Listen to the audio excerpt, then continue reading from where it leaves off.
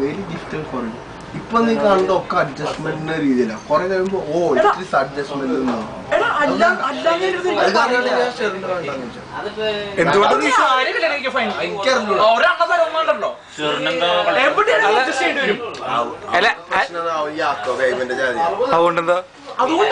അതുകൊണ്ടെന്താ പ്രശ്നം?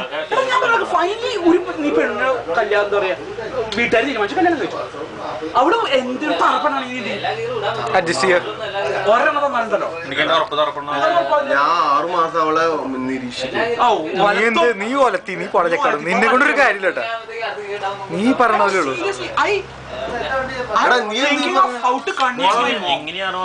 വീട്ടിലൊരു കൊന്തെത്തിക്കണു, അവള് ചേരില്ല, എന്ത് ചെയ്യും? എന്താണ് വീട്ടിലൊരു കൊന്തെത്തിക്കണു, നീ കൊന്തെത്തിക്കോ?